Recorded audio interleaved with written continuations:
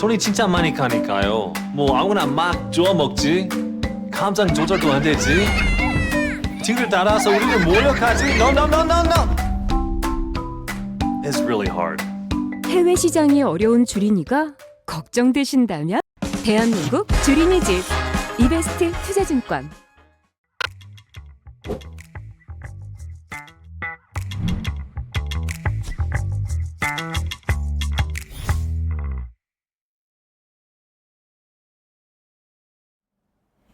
네, 안녕하십니까. 네, 이번 주도 역시 해외 주식과 관련된 이야기로 인사드립니다. 저는 이베스트 투자증권 해외 주식 영업팀 권준국이라고 합니다. 역시 이번 주도 마찬가지로 저희 이베스트 투자증권에서 발간된 해외 기업과 관련된 이야기를 나눠보려고 하는데요. 이번 주도 역시 한번 모시고 이야기 나눠보도록 하겠습니다. 이번 주에 모시게 된 분은 저희 이베스트 투자증권 리서치센터의 전기전자 섹터 담당하고 계시는 김광수 연구원님 모시고 이야기 나눠보도록 하겠습니다. 네, 안녕하십니까. 안녕하십니까. 네. 안녕하십니까. 안녕하십니까. 오늘은 애플 실적 나왔잖아요. 그래서 애플과 관련된 이야기를 나눠보려고 하는데, 사실 뭐 저희가 이제 매주 말씀드리지만 이리온의 구독자분들 워낙 이제 해외보다는 국내 위주로 투자를 하시는 분들이 많으시기 때문에 항상 이 기업이 어떤 기업인지에 대해서 항상 뭐 소개를 부탁드리는데, 사실 애플 같은 경우는 뭐 워낙 많은 분들이 알고 계실 거니까 굳이 뭐 그 부분에 대해서는 생각해도 될 것 같은데, 일단 실적 바로 지난주에 나왔으니까 요거 애플의 실적 어떻게 보셨는지 소개 부탁드리겠습니다. 네, 애플과 같은 경우에는 하반기에 접어들면서 이제 글로벌적으로 인플레이션, 그리고 금리 인상, 그리고 강달러 기조, 그리고 이제 공급망 이슈와 더불어서 애플에서 이제 팀 쿡 CEO가 얘기를 했었죠. 네. 보수적인 가이드를 지속적으로 제시를 하고 있습니다. 네. 가이던스를 과거에는 이제 계속해서 제시를 해줬었는데, 최근에는 가이던스를 제공을 하지 않고 있습니다. 네. 그만큼 시장의 불확실성이 크다는 의미로 해석이 되고 있는 상황이고요. 네. 이러한 기조는 이번 실적 분기에도 마찬가지로 가이던스를 제공하지 않으면서 불확실성에 대한 우려감은 어찌됐건 가지고 있다. 네. 결과적으로 좀 보수적으로 시장을 지금 보고 있는 국면이기 때문에 그런 부분들은 좀 참고를 해 보시는 게 좋을 것 같고요. 그럼에도 불구하고 네. 그런 시장의 악재 요인을 넘어선 실적을 기록했다라고 좀 볼 수 있을 것 같습니다. 네.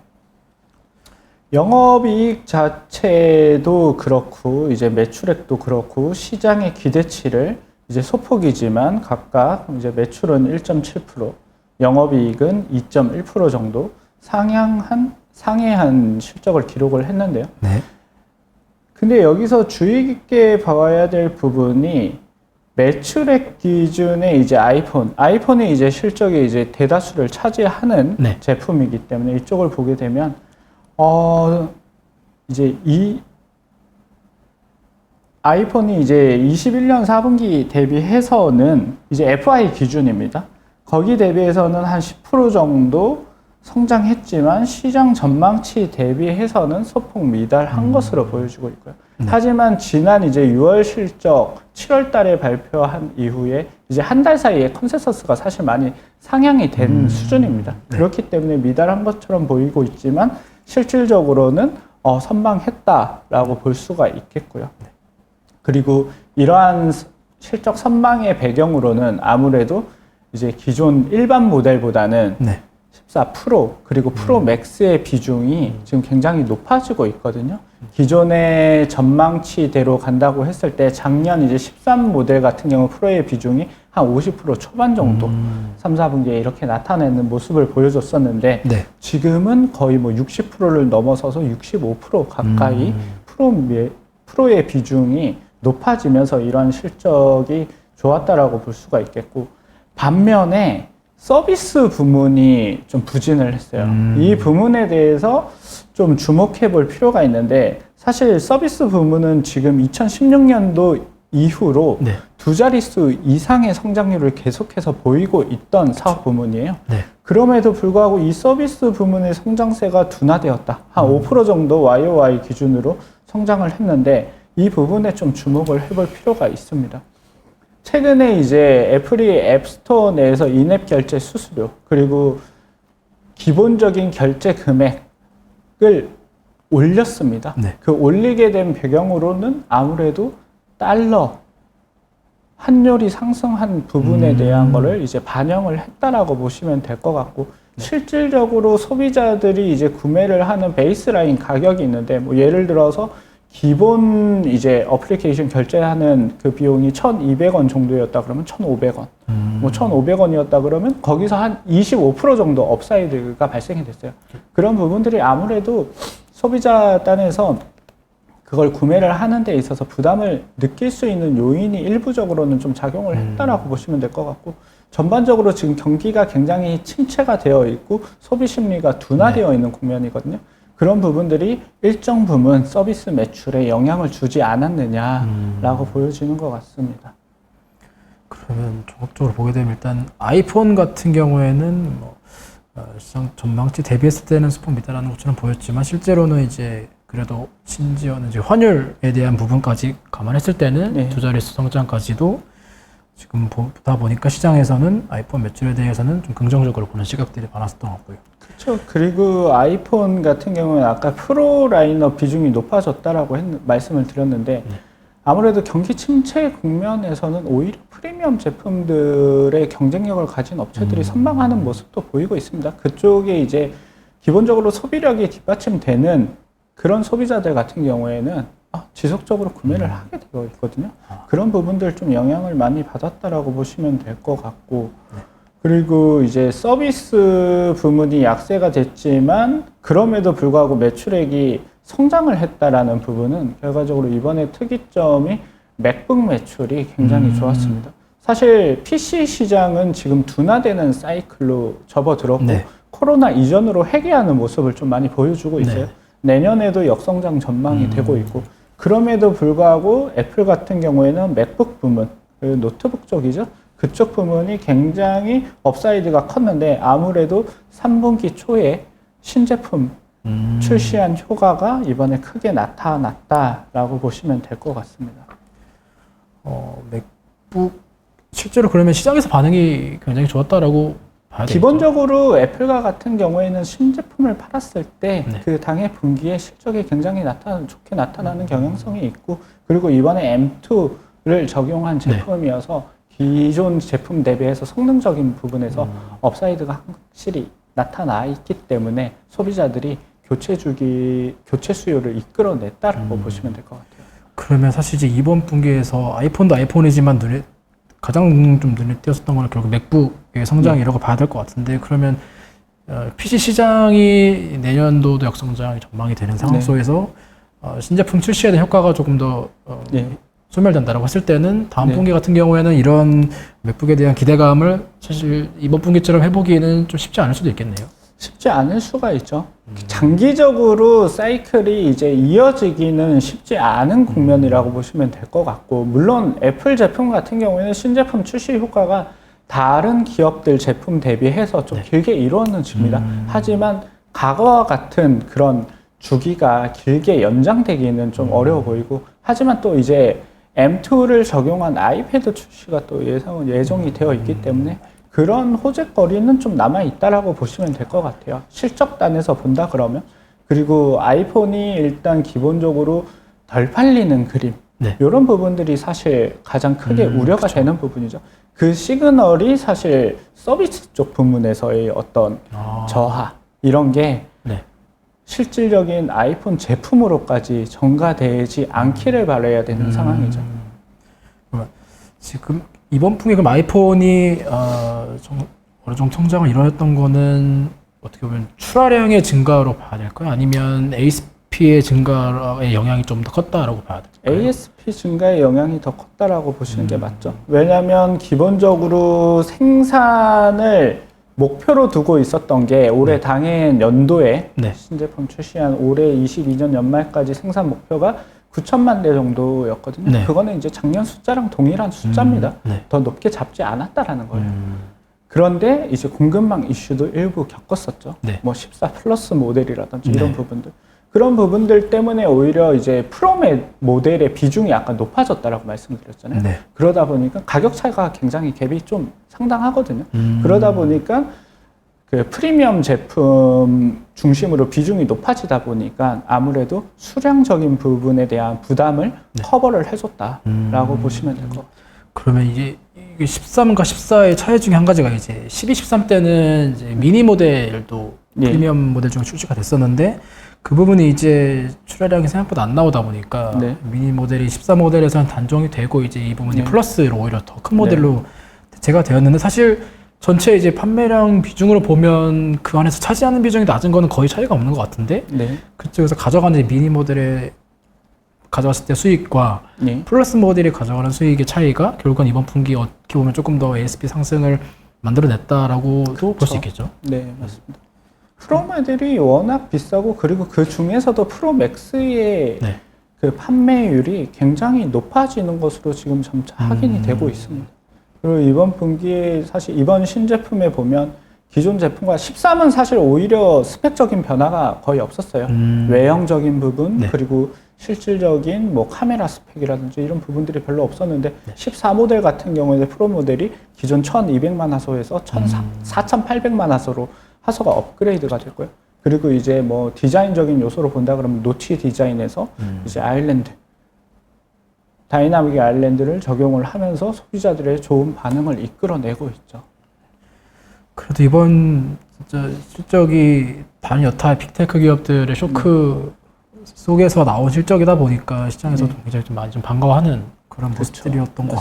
같은데 그럼에도 불구하고 단기간에 반등은 조금 어렵지 않을까라고 전망을 해주셨는데 네. 그거에 대한 부분도 한번 이야기를 일단 기본적으로 그 아까 말씀드린 서비스 부문의 약세가 네. 아이폰 판매에도 일부 영향을 미칠 수 있지 않을까? 경기 둔화 사이클에서 경기 침체가 지금 당장에 해소된다라고 보기에는 어렵고 네. 결과적으로 그리고 강달러 기조가 가장 큰 것 같아요. 그러다 보니까 미국 시장이나 뭐 가격을 더 공격적으로 프로모션을 집행을 하고 있는 중국 시장을 제외한 나머지 국가들. 네. 유럽은 유로화가 또 약세 국면에 접어들어 있는 상황이죠. 그리고 우크라이나 러시아 전쟁으로 인해서 전반적인 소비 경기가 굉장히 좋지 않습니다. 그 부분이 또 있고 그리고 아시아나 기타 신흥 국가들 네. 강달러 기조로 인해 가지고 최소 뭐 15에서 20% 정도 똑같은 제품이지만 그쵸. 가격이 자연스럽게 올라가는 네. 그렇기 때문에 사실 애플이 14 제품의 판매 가격을 올리지 않았습니다. 네. 동결을 한 이유가 그거거든요. 강달러가 그쵸. 네. 그러다 보니까 애플도 우려하고 있는 부분이고 이러한 부분들이 이제 내년 상반기에 갔을 때 어떻게 될지는 아무도 모르지만 서비스 매출 부문이 떨어진다라는 게 어떻게 보면은 좀 소비 심리 둔화에 대한 영향을 애플도 받을 수 있지 않겠느냐라는 우려감으로 제가 그런 측면에서 좀 단기적인 반등은 어려울 수도 있을 것 같다. 물론 이제 11월 중순 이후에 셀스루 데이터가 좀 일부 나타나기 시작을 할 거예요. 각각 조사 기관들에서 네. 판매량 집계를 한 결과치를 보여줄 거고, 네. 그리고 그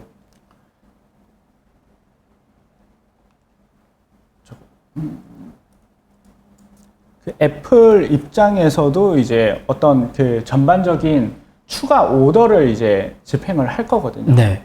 그 공급사 부품 SCM 단에 네. 그 결과들을 확인을 해보면 조금 더 그림이 명확해지지 않을까. 지금은 그걸 이제 기다리고 있는 국면이라고 보시면 될 것 같아요. 결국에는 강달러가 지금의 애플의 가장 큰 우려인 것 같은데 이번 실적에서도 이제 그 국가별로 보니까 특히나 이제 강달러 영향을 많이 받았었던 아시아 쪽이 조금 더 둔화되는 모습들이 나왔던 것 같고 그래도 유럽이 상대적으로 선방을 했었던 것 그렇죠. 같은데 지금 유로화까지 약세 흐름이 이어진다라고 했을 때는 이 강달러에 대한 영향이 애플의 실적에도 조금 더 크게 영향을 미칠 수 있는 그런 상황이라고 봐야 될 것 같고 근본적인 배경은 뭐 강달러도 강달러지만 그로 인해서 파생되는 뭐 인플레이션 효과 그리고 소비 심리 둔화, 뭐 경기 침체 네. 이런 게 복합적으로 작용된다라고 보시면 될 것 같고 대표적으로 이제 일본 시장이 애플 제품을 굉장히 많이 구매를 하는 국가인데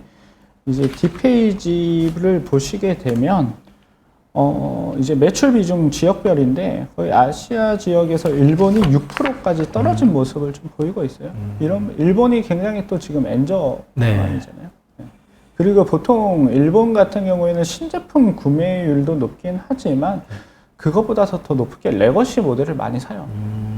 그만큼 그런 시장임에도 불구하고 아무래도 부담을 많이 느끼고 있는 결과로 나타난 게 아닐까라는 생각도 해볼 수가 있는 거죠. 지금 상황에서는. 그리고 불리한 이런 매크로 환경들이 결국 다 기업들뿐만 아니라 이제 애플에 마저도 영향을 지속적으로 준다라고 했을 때는 이제 이번 분기처럼 이렇게 좀 그래도 선방하는 실적을 기대하기가 점점 좀 어려워질 것 같은데 그러다 보니까 이번 분기 실적에 대해서는 뭐 긍정적으로 보시는 분들이 많더라고 하더라도 또 목표 주가는 낮게 잡는 또 그런 것들도 꽤 많이 나오더라고요. 맞습니다. 그런 부분들이 아마 이런 이유 때문이지 않을까 싶은데 그러면 애플의 외부적인 요인도 있는데 좀 내부적으로 조금 다음 분기에 좀 주목해볼 만한 그런 이슈거리나 내용들도 혹시 있을까요?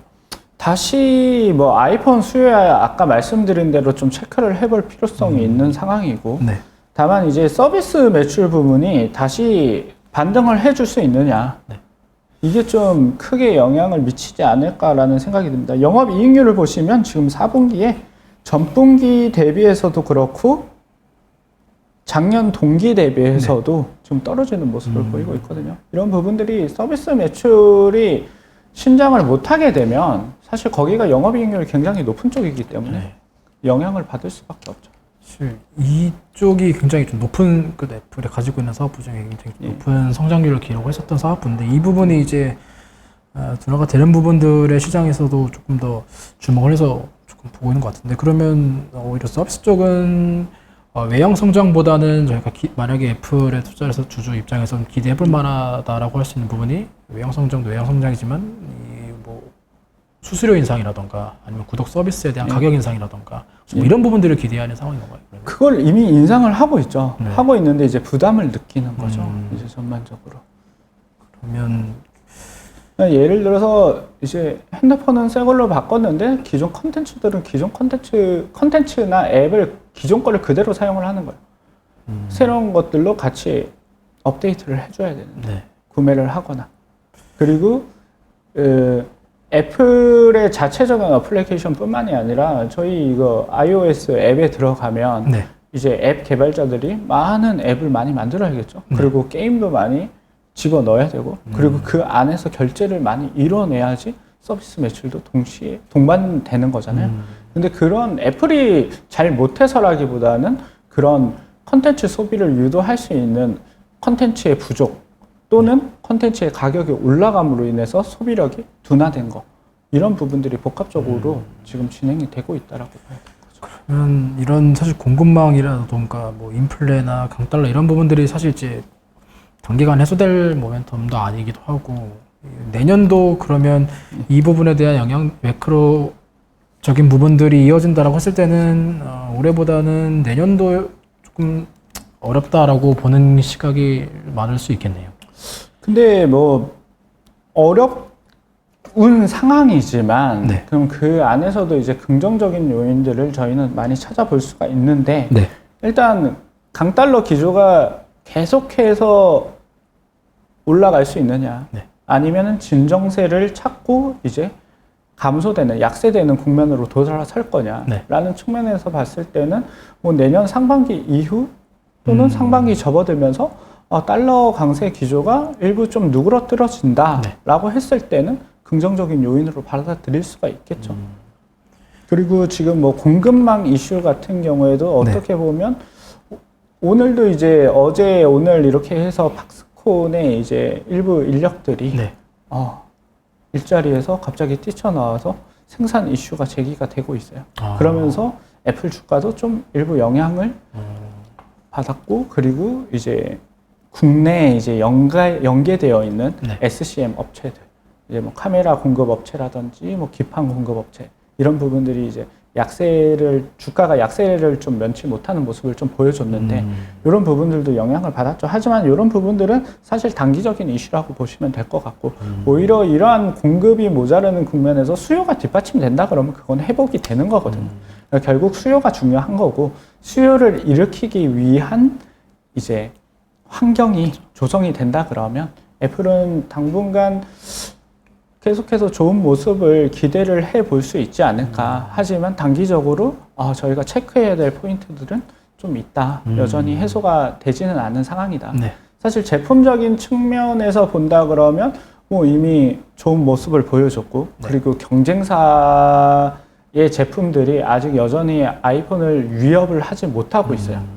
독보적으로 지금 프리미엄 시장에서의 어떤 마켓쉐어와 그렇죠. 이익을 계속해서 게이닝하고 있는 상황이기 네. 때문에 당분간 애플 쪽에 크나큰 자체적인 펀더멘탈적인 위험 요소보다는 시장 환경이 오히려 악재로 작용하고 있는 구간이지 않나라고 생각이 듭니다. 그리고 애플의 지금 현재 시점에서 가장 크게 영향을 주는 부분들이 이제 불안한 매크로 환경인데 그렇죠. 이러한 부분들이 개선이 됐을 때 강한 수요를 바탕으로 조금 주목을 해볼 만한 기업이 그래도 역시나 애플이 아닌가 그렇죠. 그렇게 정리를 할 수 있을 것 같습니다. 그래서 단기적으로는 반등이 조금 어려울 수 있겠지만 중장기적으로는 그래도 다른 기업들 대비했을 때는 그래도 상대적으로는 조금 더 기대를 해볼 수 있는 기업이 이제 애플인 것 같습니다. 그러니까 그동안에 이제 뭐 여러 기업들 소개해드렸지만 오늘 말씀드린 애플도 뭐 사실 뭐 애플 같은 경우는 뭐 해외 기업이긴 하지만 국내에 투자하시는 분들도 아마 관심 많이 갖고 계시고 실제로 아마 투자하시는 분들도 비중이 꽤 높으실 거라고 생각되는데 오늘 이번 분기 실적부터 해서 관련된 이야기들까지 이런 부분들이 애플과 관련된 투자를 하시는데 조금 도움이 되셨으면 좋겠습니다. 이번 주도 애플과 관련된 이야기로 나눠봤고요. 오늘 모시게 된 분은 정계전의 김광수 연구원님 모시고 이야기를 나눠봤습니다. 감사합니다. 네, 감사합니다. 네.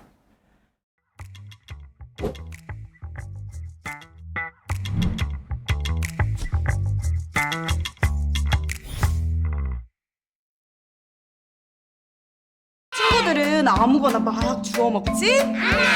파란불 빨간불에 흥분하지? 친구들 따라서 우르르 몰려다니지?